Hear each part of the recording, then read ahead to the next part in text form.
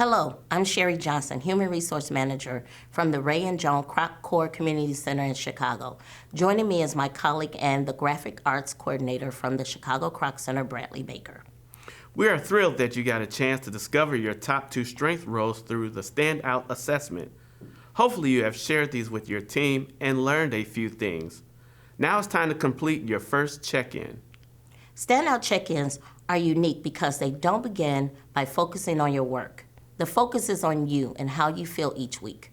If you're not sure what a question is truly asking, click on the circle with the letter I to reveal a short coaching video. You will also be asked to list your priorities for the coming week. Now there's no need to write a novel. This is meant to be a few high-level topics, not everything on your to-do list. Be sure to enter each priority on a separate line so you can easily mark when something is complete or carry it over to the following week if necessary. All of this information provides a starting point for a quick, constructive, one-on-one conversation with your boss or team leader about what you're working on, how it's going, and how it makes you feel. This information is not meant for your team leader to criticize you, but to help you. Think about it.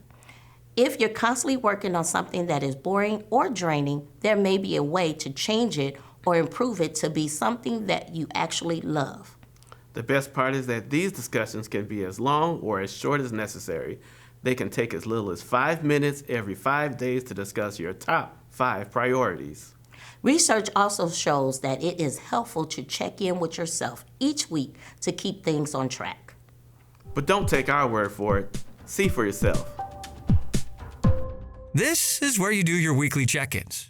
And you probably already knew that. But you might be here like, wait, why am I doing this? And why do I have to fill this thing out every single week? Well, let's take a quick step back here. The point of check-ins is really just to help you have a different kind of conversation with your boss every week. One that's not just about work, but how you feel about the work. And odds are, your close friends and family know how a given day of work has gone for you. They'll know if it was a good day, they'll certainly know if it was a bad day, and they'll probably know the reasons why thanks to the impeccable detail you're providing. This is all well and good, but the one person who actually has the power to take this information and do something about it isn't in the room. Your boss.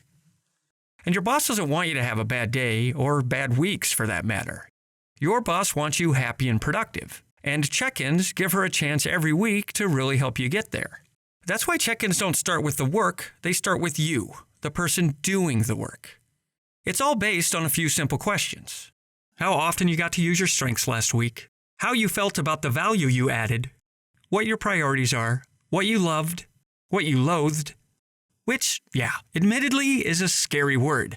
But in this context, it's actually not taboo to admit to hating something that's part of your job, or even to recognize that maybe a given week was less productive than usual. See, the idea here isn't for your boss to critique you, but to help you. If she knows something drains you, maybe she can help you to do less of it. Probably not every time you hate something. Obviously, every job has its non-negotiables. But if she knows what invigorates you, maybe she can help you do more of that. And you know what happens when you spend more time doing stuff that invigorates you? You're happier and more productive, which makes your boss and your company happy too. Look at that. Sure, it may take some time to get comfortable with all of this, but a check-in is actually just between you and your boss, or whoever you choose to share it with. So be open and honest in your check-ins every week, because remember, like any tool, you're only going to get out of it what you put into it. And one more thing, you might think your job doesn't change that much week to week, so check-ins are overkill for you. But whether there's anything new and different on your priorities list or not, you know when you've had a good week or a bad week. So pay attention to why, then share it with your boss, and watch good things happen.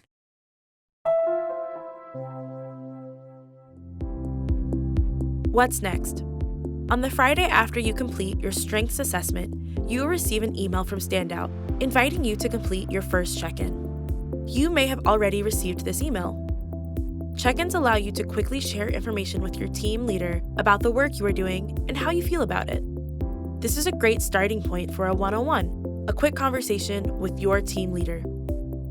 Every Friday morning, StandOut will prompt you to complete your check-in. If you do not receive an email, you can manually log into StandOut and begin your check-in.